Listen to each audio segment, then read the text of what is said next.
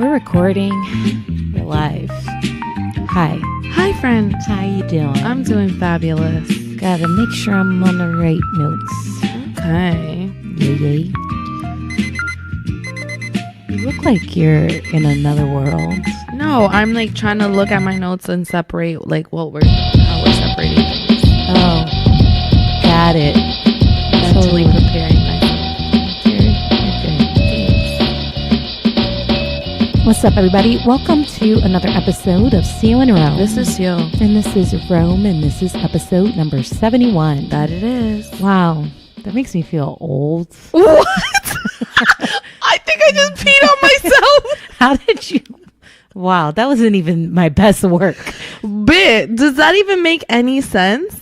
Yeah. How does 71 episodes make you feel old? Because like anything with 71 attached to it just has an old vibe. Yeah, but I mean, we drop this shit on a weekly. We've been consistent with it. I know. I'm just trying to, something's wrong with the mixer. I think we just cut some other frequencies. I don't know if that ends up recording on the line, but that's that Mars shit. We'll get into that. That shit sounded like it came from Mars, like Son, dead ass. We'll get into that. Okay. Stay tuned. All right. So before we jump into these topics, let me just be clear. Best podcast of 2019. Undisputed. If you want to dispute it, send us an email at coinrome@gmail.com. Also, if you want to get yourself some merch, head on over to afgoclothing.com. Yes, and we have a discount code for you guys. It is ZeoInRome15. Gets you 15% off. Copy something. Take a picture. Tag us in it. Let us shout you out. Yeah, for sure. And before we move into anything further, I want to give a big shout out to Ro from Kind of Famous Podcast, or I'm Kind of Famous Podcast. He had me on talking about the whole R. Kelly documentary. I really think that's the extent in which I'm going to talk about it. Yeah, I don't want to shine too much. I mean, I want to shine light on the situation, but not him as a person, if that makes any sense. Yeah, absolutely. And that's something I've been concerned about as well. In fact, I think I read somewhere that at least his Spotify streams or streams in general, I get that though, by 16%. I do get that though. A lot of people are really upset about it, but I can understand it because it's like a lot of people want to reference back to, has he been telling us something this whole entire time? Yeah, you took the words right out of my mouth, dude. I just think as a point of reference, like I totally get it. Everyone wants to do their investigative research all of a sudden. Yeah. So listen, you and we went out for dinner on Friday. Texas de Brazil for the first time. For those of you who've never been to Texas de Brazil, basically it's a Brazilian style steakhouse. And for those of you who don't know what that means, basically they make all of the meats rotisserie style. The seasoning is like sea salt, and then they bring the whole like shebang, the whole like metal skewer of the meat to your table, and they have like 16 different cuts of meat, and then they'll be like, hey, this is like a lamb, would you like some? This is filet mignon, would you like some? And then it's a yes or no thing, and if you want some, they carve it right there at your table. It's definitely a experience rather than just a dinner, in my opinion. What do you think about it, considering it's your first time going? I thought it was definitely something that's worth doing again. Yeah, for sure. I think that, I mean, it's the type of fine dining which we discussed briefly while we were there, which is if you get up from your table, you have people scurrying around to make sure that your napkin is folded by the time you get back to your table. Yeah. It's very, very about, customer experience and just making sure that you felt well taken care of. This place is definitely very active with the guys that are running around the restaurant, serving everyone their meats.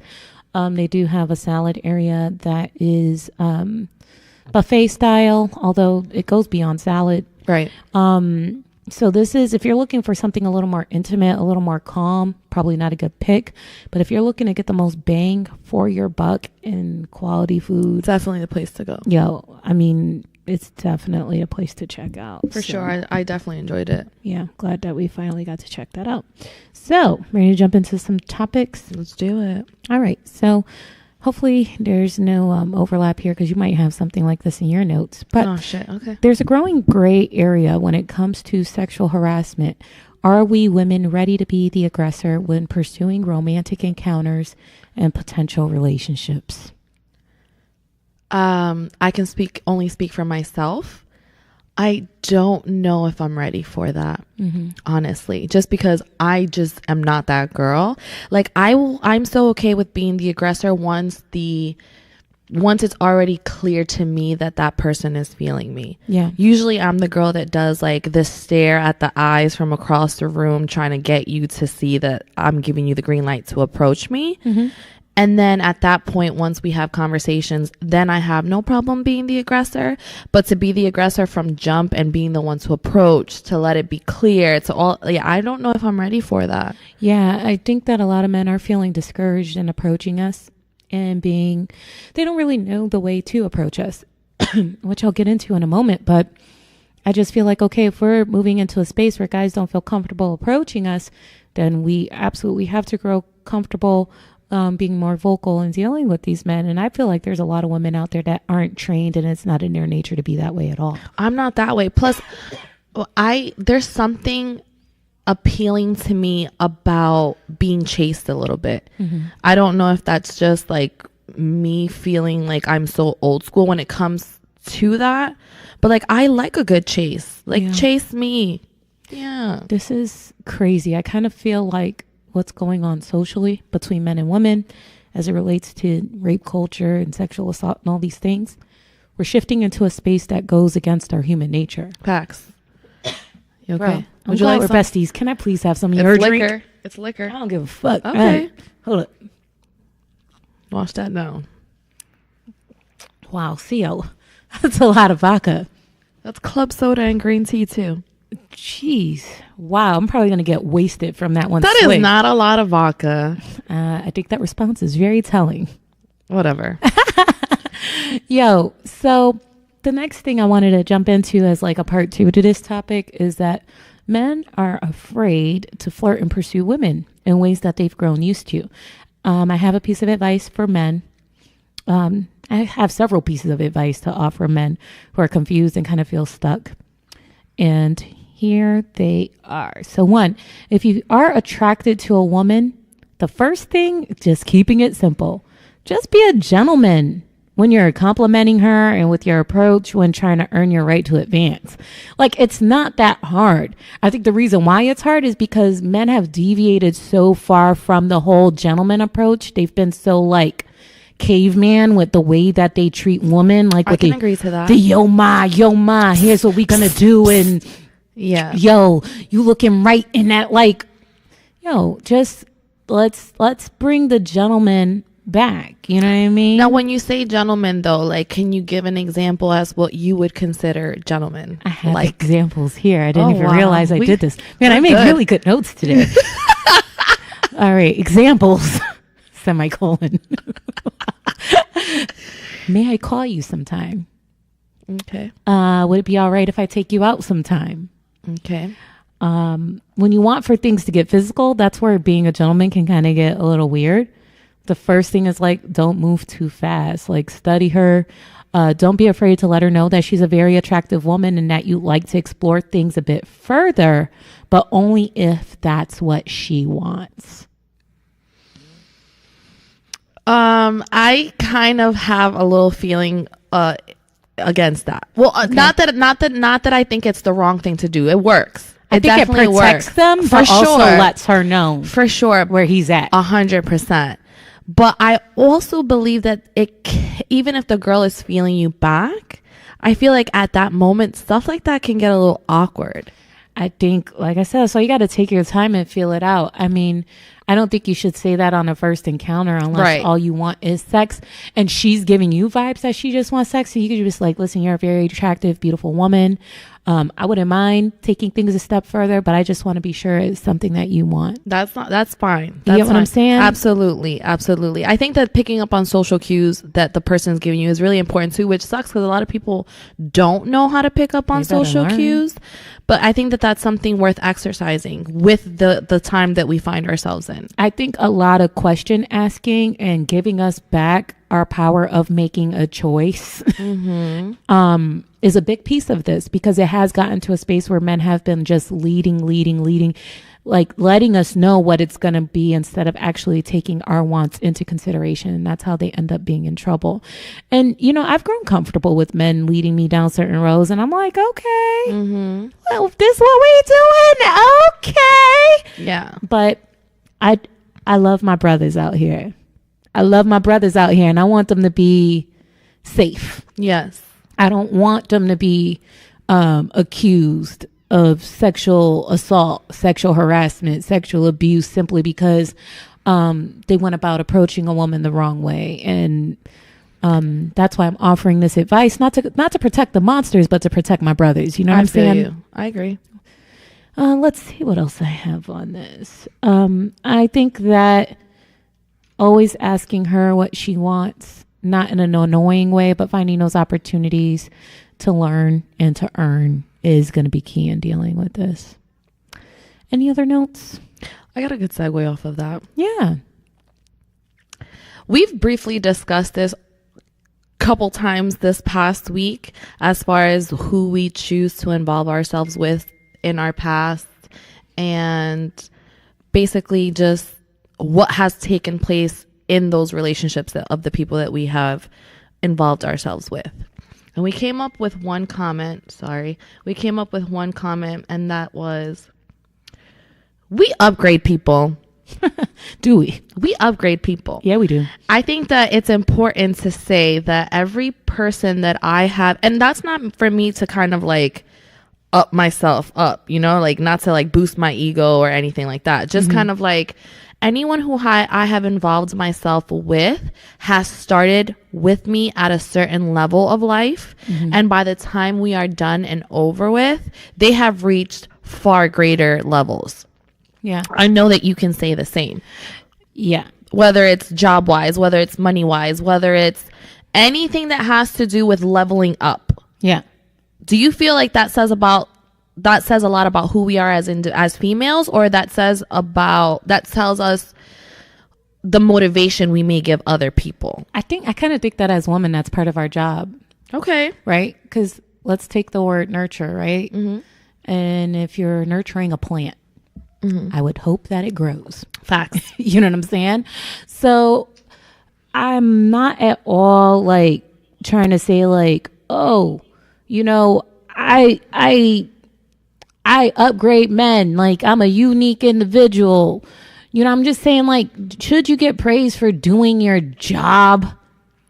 Doing what you're supposed to do. That's not what I don't think it's what you're supposed to do. By nature, shouldn't we be nurturers? Yeah, but I think nurturing someone and going above and beyond to making sure that they are a better individual with or without you is not just nurturing. I feel that for me, putting that thought in my head that this is what I'm supposed to do is going to help me maintain the integrity of my behavior regardless of my relationships. And that's why I don't feel discouraged in terms of being a nurturer. I did when I first got out of my divorce, but I'm back in a space where I'm like, no, this is part of who I am and this is the right thing to do. Yeah, and I understand that, but don't you feel like that can be upsetting as well? It could be, but I just think that, again, just keeping myself in check with what I feel I should be doing.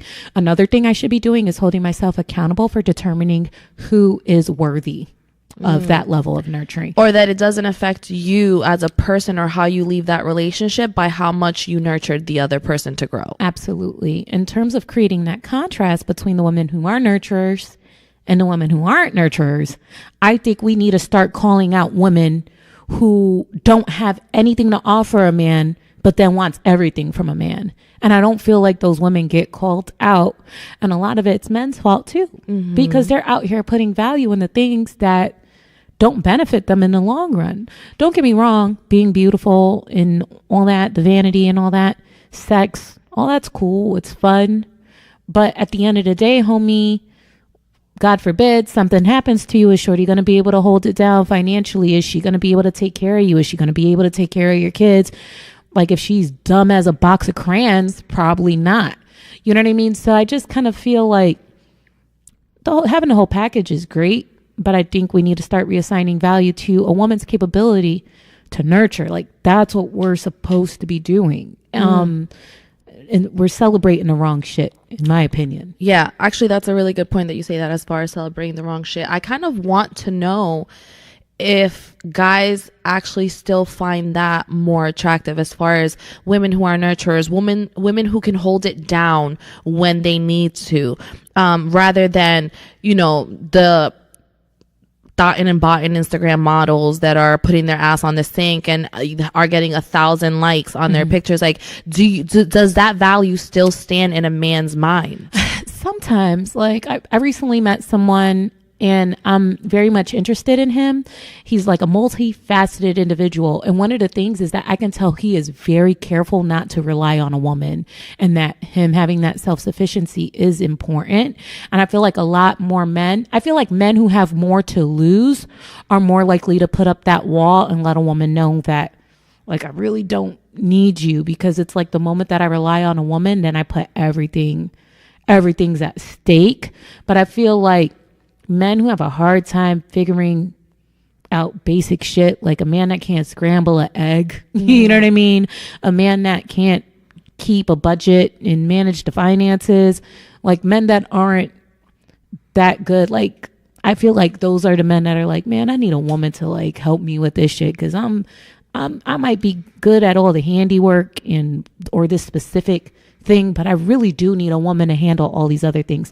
As for the Renaissance men that can do it all, I think they start to forget that they need us. And I feel like we as Renaissance women, we're kind of in the same playing field. Yes. I want to add something before I forget.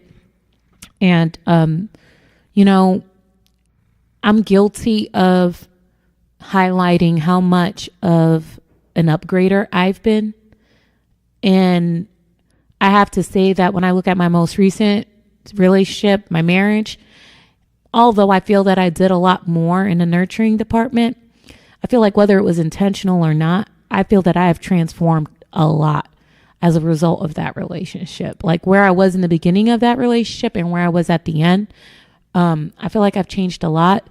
I feel that I've changed in ways, for example, just kind of caring more about my physical appearance and things like that, because I knew that my partner was very critical about my looks. And I think that in my journey and trying to please him, then I kind of grew in a space where it started to click in my head that physical appearance was important. And although I'm not with him anymore, that's something that's kind of stuck with me. Mm-hmm. So I guess he's upgraded me in that sense. It's funny that you say that, though, because I was just wanting to say that it's still very hard for even those Renaissance men, because men do tend to be visual creatures. Mm-hmm. So even though they may want a Renaissance woman, they still are very intrigued by the Instagram models, and it's a jaded situation as far as like deciphering what it is that one is truly appeased by. Yeah. And then another thing is that we have these multifaceted women who are very talented in all these areas. You have the men that even if they're basic and they do need a woman's help, they have a hard time admitting that, because then they're in a space where they feel like they're not good enough for us. They know how much we have to offer, and they know up front that it's not going to be a relationship that's equally yoked. So you feel like a man will try and separate himself from a relationship that he feels he isn't worthy of the woman? No, because if he finds himself very highly attracted to her sexually, he's triggered in certain ways, and he's more so focused on not allowing another man to be with her, and it's more possessive in nature, he may still make that attempt. I think that the sole purpose of being in a relationship, to kind of feed off of what you were saying, that women are nurturers and it should be your job to try and upgrade. I think ultimately that should be both individuals' job in that relationship, is not only to just hold shit down for each other and love each other and all that good stuff, but to want you to be a better person throughout this relationship. I think that it's important to make sure you don't lose sense of self in the relationship. Mm-hmm. But I think that we should all look for opportunities to serve each other, especially when pursuing relationships. Losing yourself in a relationship is super easy to do, though. You tend to forget, because you're so focused on the other person, that you forget you were an individual coming into this relationship. Yeah, if you're just focused on the serving piece, then you forget like to ask yourself, am I being properly served? Facts. Yeah, so very interesting. Yeah.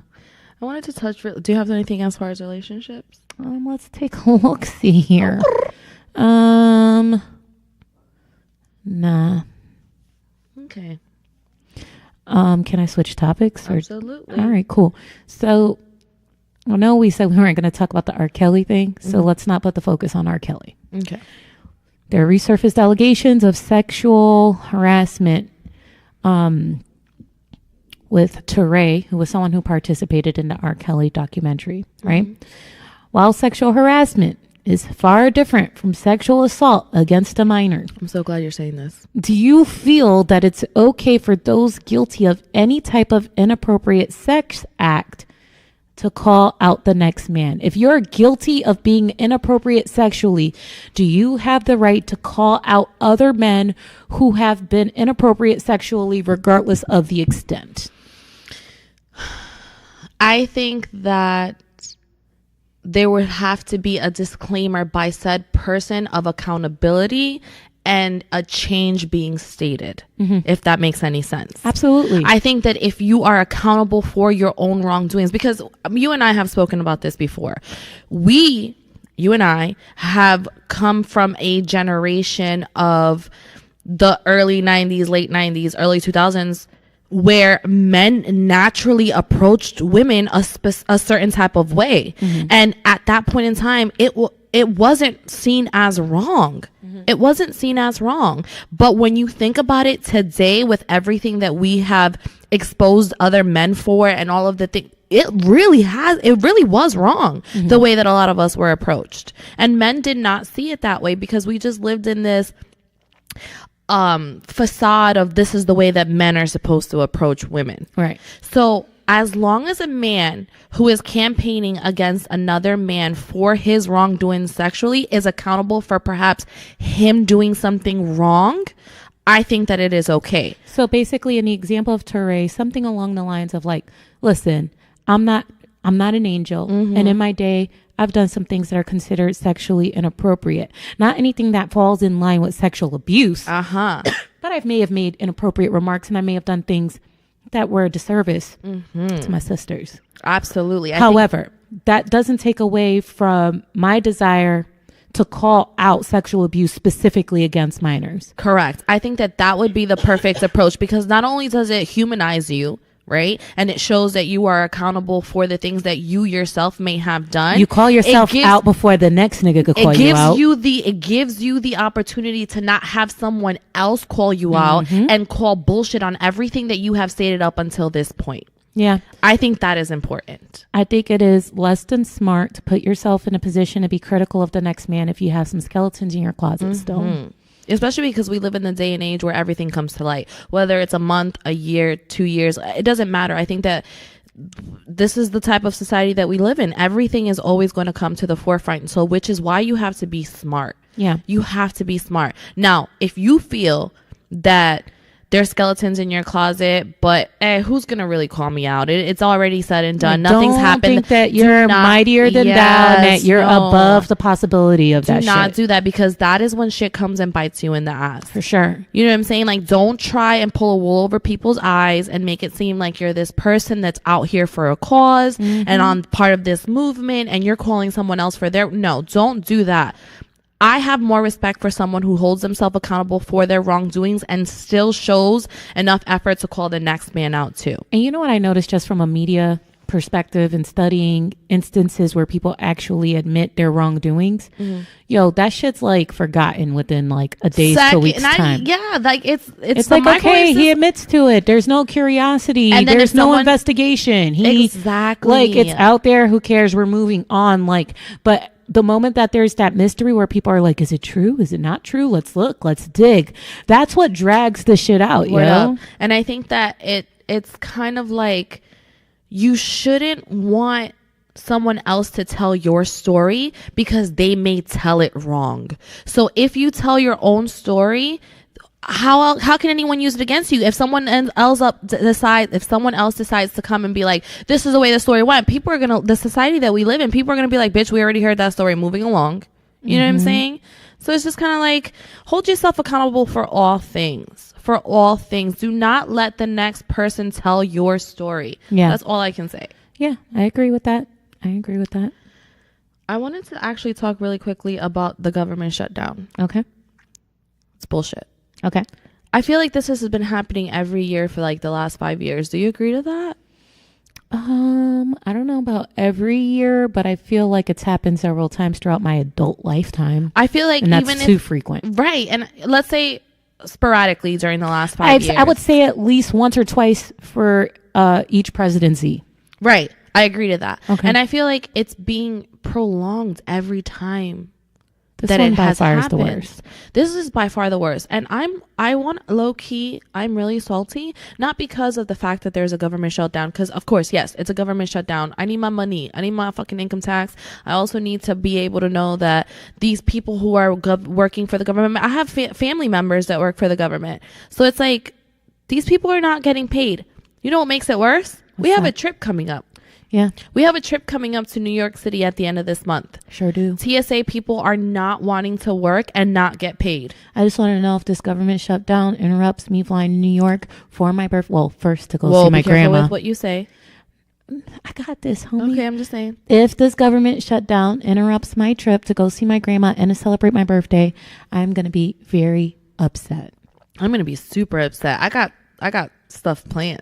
Man, I'm gonna be so sad. I'm gonna be in the corner, probably crying my little eyes out. Nobody puts baby in a corner. Don't put baby in the corner.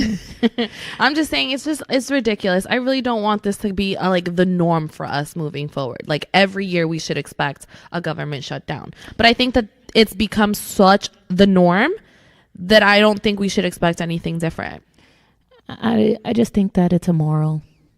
Overall, it's immoral to punish the workers. It's immoral. It's immoral to punish the workers, where then it's impacting us consumers.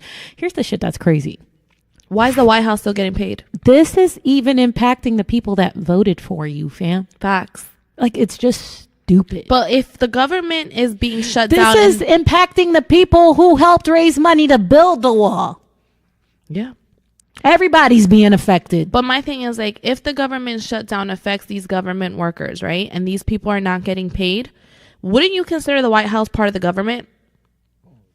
I mean, in a sense, but so why is the White House people still getting paid? I don't know, man. It's very difficult for me to discuss things in which I don't understand.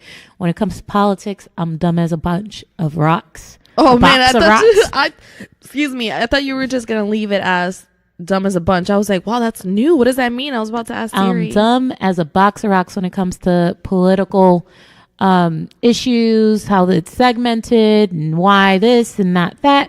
However, I am clever enough to say that the shit's not fair. It's affecting me and I don't like it. I always say that. I ain't got shit to say until it affects me. Okay. Or someone I know. Yep. And I think we're there. I think this is definitely something that affects us and people we know. Yeah, and this isn't cool. So I would say F the government, but, you know, the way things are set up right now. Just let us get to New York. That's all I'm asking for. Let me get to New York. Let me get back to my kid from New York. And I don't care about the rest. I don't even need my income tax that bad. I'm saving. Yeah. You know what I'm saying? I do want my tax return, but I can wait for it. Yeah, that's what I'm saying. I want it, but it's not in a rush. I really just want to go to the city. I got that. I'm like, if for whatever reason I can't fly to New York, I have the whole week off, I might drive to Buffalo at least. I need to lay eyes on my grandmother. Yeah, no, I feel that. Like, I have to. And the good news is we have a couple weeks. Yeah. You have less time than I do. Yeah, I do. But I have 1 week. Perhaps this will be done and over with by that time. It better be. A lot can happen in a week. Because I'll search myself, damn it. Oh, that's all I'm saying. All right, so I want to talk a little bit about, this falls in the category of self-growth. So and we are so good.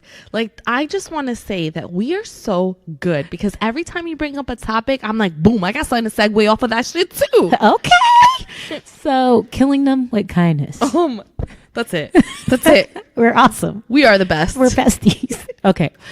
I found myself in an uncomfortable space with some of the people that I work closely with.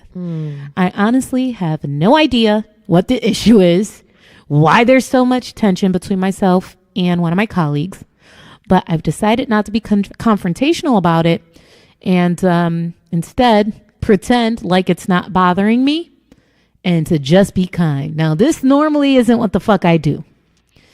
I have to tell you that pretending everything's okay hurts my spirit because it makes me feel like I'm not a real nigga. So you feel like you're being fake? Is that what you're saying? Yes. And being fake is so unnatural to me. Okay. Oh, I hate this. But I'm like, let me try something new because I feel like being a real nigga will turn into when keeping it real goes wrong. And I'm like, this is the one where I'm like, let me try this new rising above shit. Let me try this for the first time. So I've been going to work every day, pretending like I ain't got a problem, and just killing them with kindness. It's been really, really hard. But after several days of this act, I finally reached a day where it seems like everything's cool again and like there wasn't a problem to start with. And I'm like, man, maybe this works. Maybe this person realized that they're not affecting me, that they gave up on being a bitch. Who knows? And if you're listening to this podcast, we can have a conversation. Seriously? But I doubt that you're listening to the podcast. Okay. But if you are, we can talk. So, what I want to say is that, Theo, you're really good at getting along with people that you may have had issues with. Oh, wow. How is it that you maintain that grace? Because I look at you and I'm always like, wow.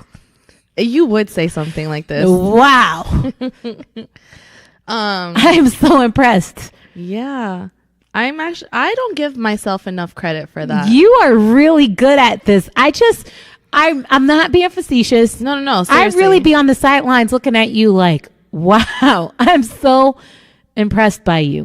Now, you've always been this girl. I've always been this girl. And I want to make it clear that it's not me being fake. I'm not in the situation where I'm like, oh, let me pretend to be this way so that the other person feels comfortable. What I observe is, one, you use time, place, appropriateness. 100%. The second thing you do is you're really good at isolating your issues from the actual task at hand. There's some things that are more important than the quote unquote beef that we may have. And I am the type of friend that if I am in another friend's space. So if I throw a party and there's someone at the party you don't necessarily get along with. Right. I have enough respect for you as my friend that I don't care who's there. That person doesn't have that much relevance in my life for me to disturb your peace, to clear the air between her and I. And I get that. You know what I'm saying? And I feel that with me being the bitch that I am, I feel that I can respect one's space as well.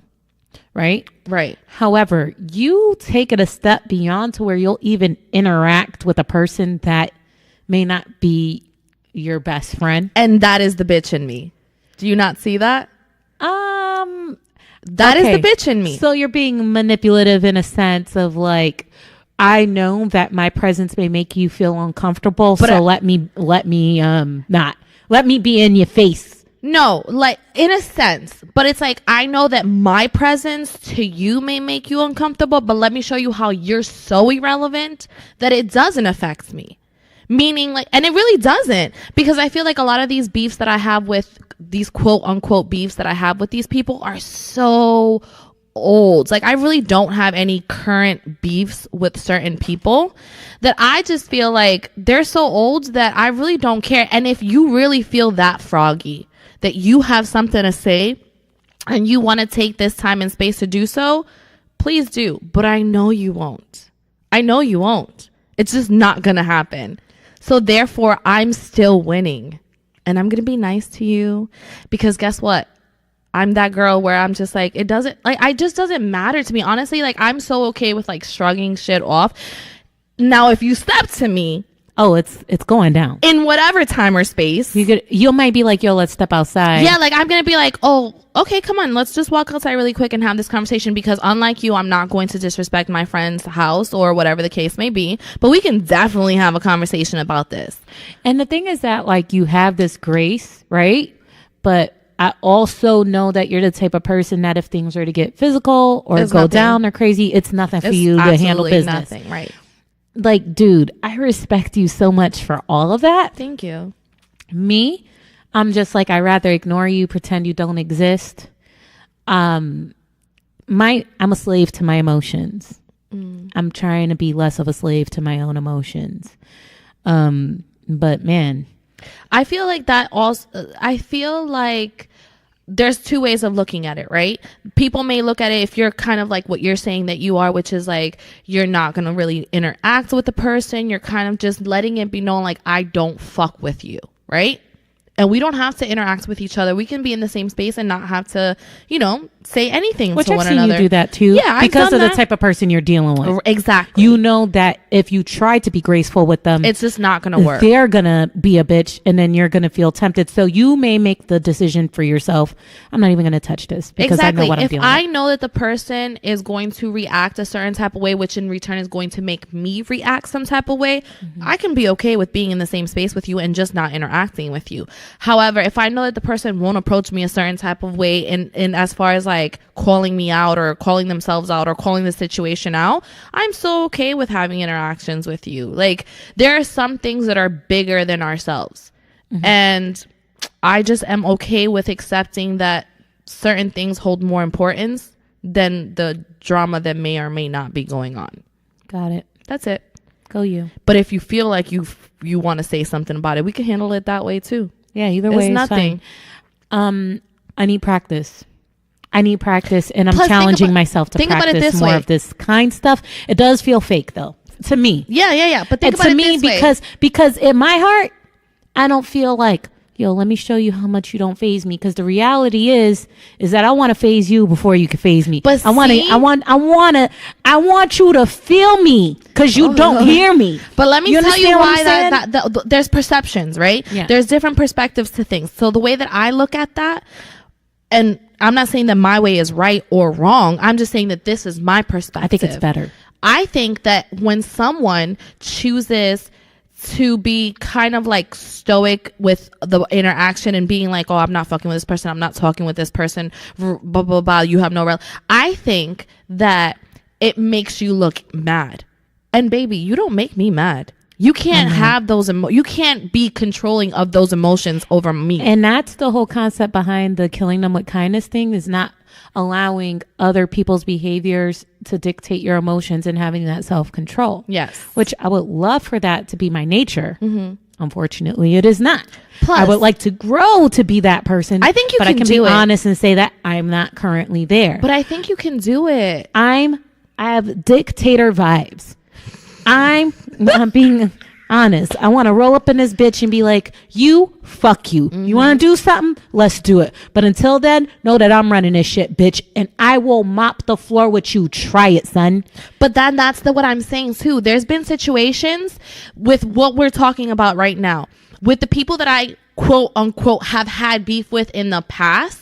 Let's be clear that I have called those people out on a one-on-one situation and they have not wanted it. Therefore, when I find myself in a public situation with you, I don't need to call you out because I know you're pussy and you didn't step to me when you had the opportunity. So let's be clear that I don't have to do it now. Theo, gonna shift gears a little bit. Okay. About my social anxiety. Okay. So you did good yesterday, by the way. I was about to say, yesterday we were amongst people we've known for years.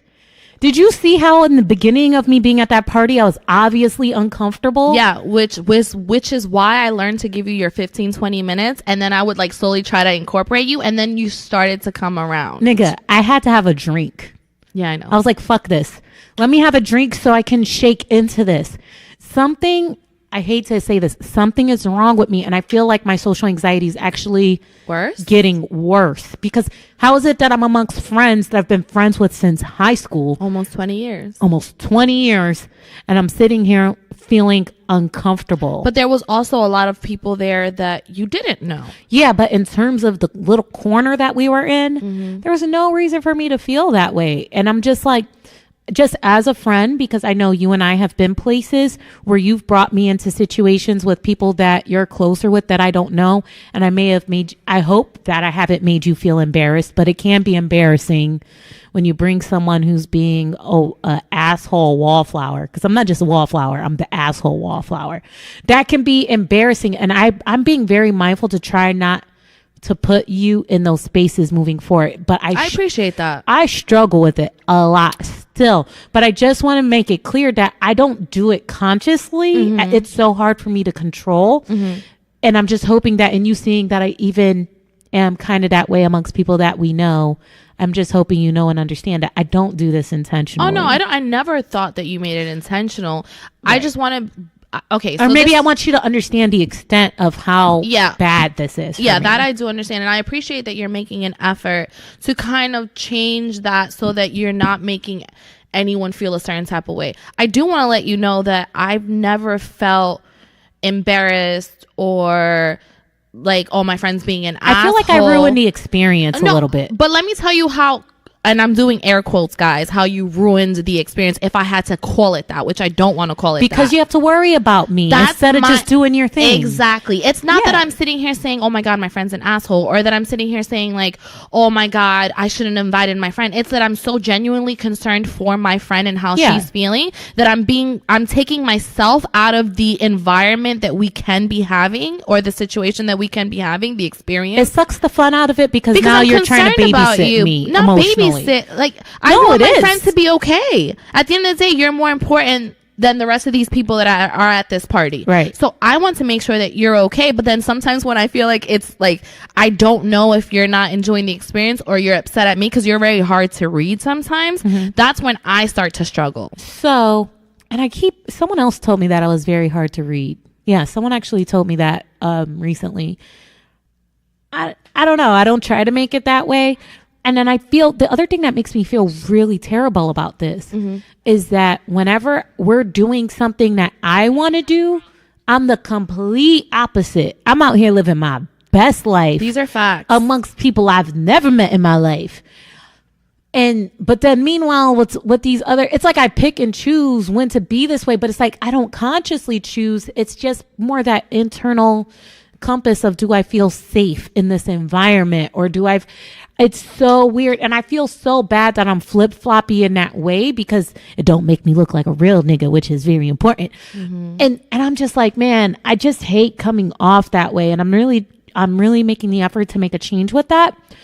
And I want to let you know that part of that involves me not going places that I know I don't want to go to. So for example, last night when you wanted me to go out, and then I'm like, nope, not doing it. I feel like part of that is me being responsible and not putting myself in environments that I know I'm not going to be cool in. I respect that more than you wanting to tag along just to kind of humor me. And then I end up ends up being a bad situation. So I prefer, even if at the moment I'm just like, oh, this bitch don't ever want to do nothing, I prefer for you to do that than to... I'm not saying you're making me uncomfortable, but I feel uncomfortable for you. I think it's going to take time because now I feel that the narrative is going to shift to where I only want to do things that I want to do, which is not 100% true, but it's going to seem that way sometimes. Yeah. Unfortunately. Yeah, So I just wanted to... We can cross that bridge when we get there. I know we're recording a podcast, but this is a very personal... That's fine. One-on-one conversation. I dig that you are being open and honest about these things. And I appreciate that you're taking you're making the conscious effort to try and work on something that is so difficult for you. You're being accountable. I respect that. Yeah. So hard to believe. So hard to believe. It's so hard to believe that I'm socially awkward. Yeah, no, you're not socially awkward. You're just like, I don't understand how someone can be so fucking hilarious. Like, I wish that we had a camera on us all the fucking time, because when we interact with each other here, or like just you and I, like it's just... And then I also think about like when me and you first started kicking it as friends, like you were never socially awkward. Like me and you clicked off rip. That's not true. That's not true, because when we first met, I'm taking it all the way back to the genesis of CO in Rome. The genesis. Go, bitch.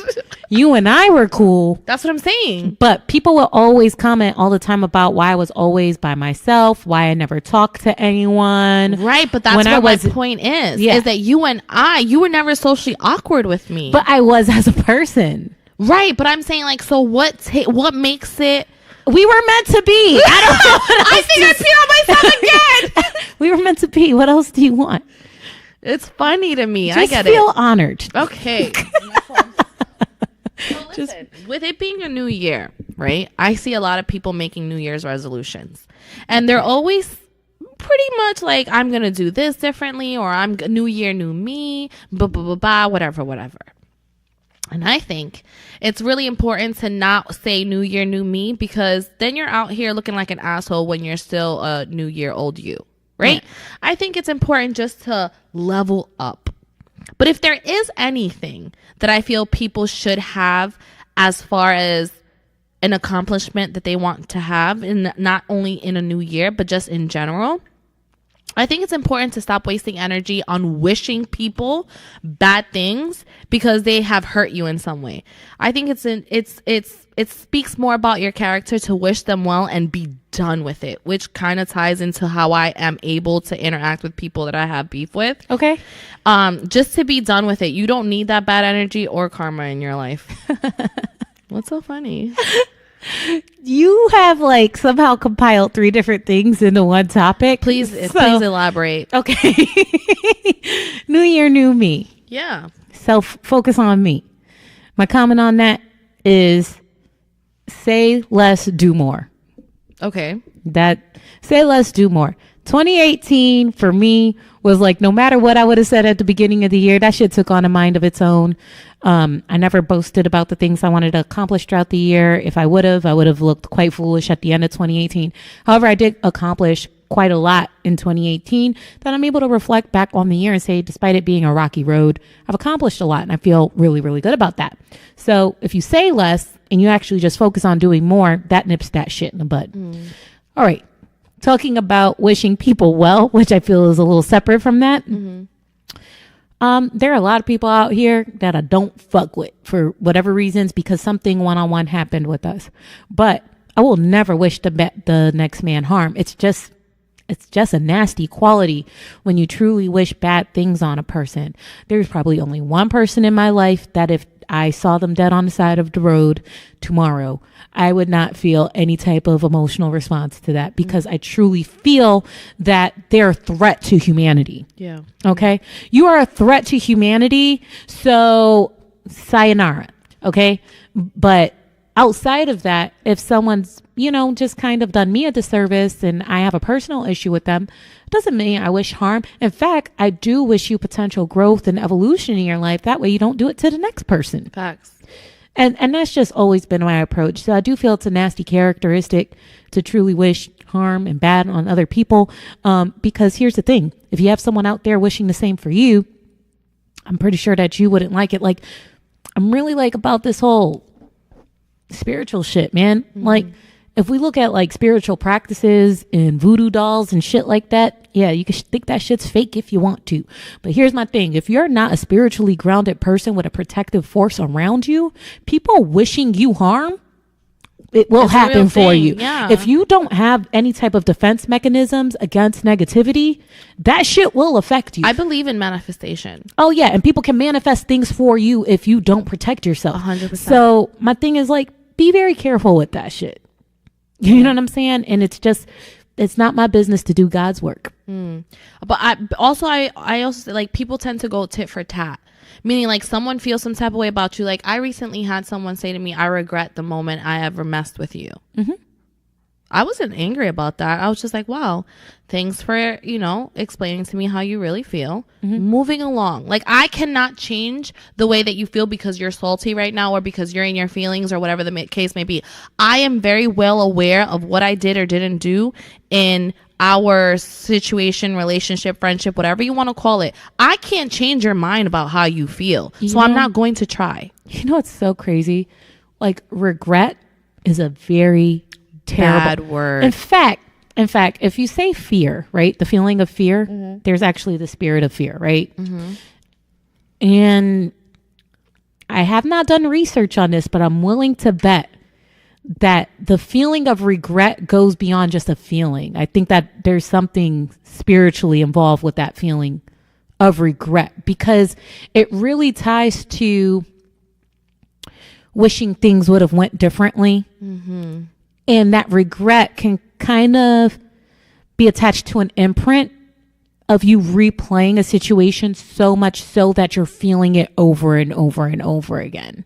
I can see that. You get what I'm saying? I can see that. That is not a good place to be in. But that speaks on that person who's regretting. It speaks on the individual. Right. As for myself, man, the only times I've ever felt regret, it's never been tied to experiences that I've had with people. It's always tied to things Personal. That I could have done differently. Yes, me too. I regret not capitalizing on those opportunities. In fact, I had an experience with someone in which I regretted not capitalizing on the opportunity. I'm like, man, if I could turn back the hands of time, I would have done this, and that. But I made it my business to make up for that. Yes. I no longer feel that regret anymore. You get what I'm saying? Yes. But when you regret your experiences with people, you suck out the lesson. Because even in our worst experiences with people, there's so much to be learned by that.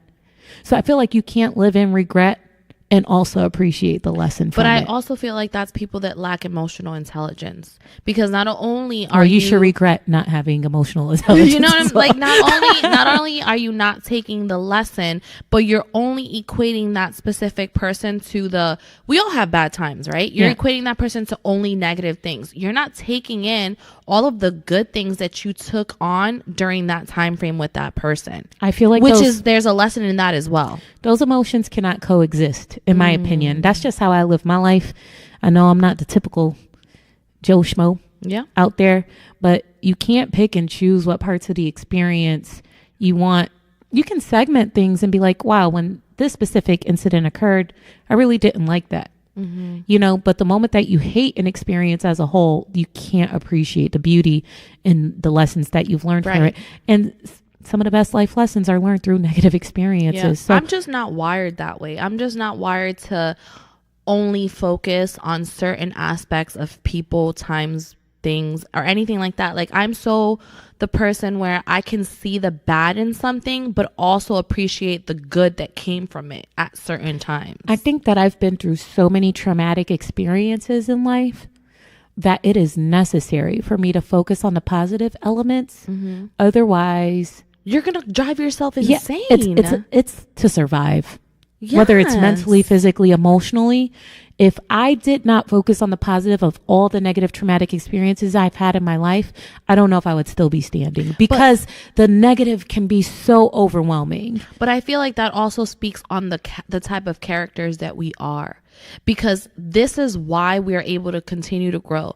We're able to continue to gain such prosperous moments in our lives, because we're able to take a specific time frame, whether it was negative or not, learn something from it and adapt it towards another thing in our lives to be able to do it better, grow, be better people, whatever the case may be. And I think that you saying I'm trying to not be socially awkward, I'm trying to not let this negative thing that I have affect how I am around other people. That speaks for itself. Yeah.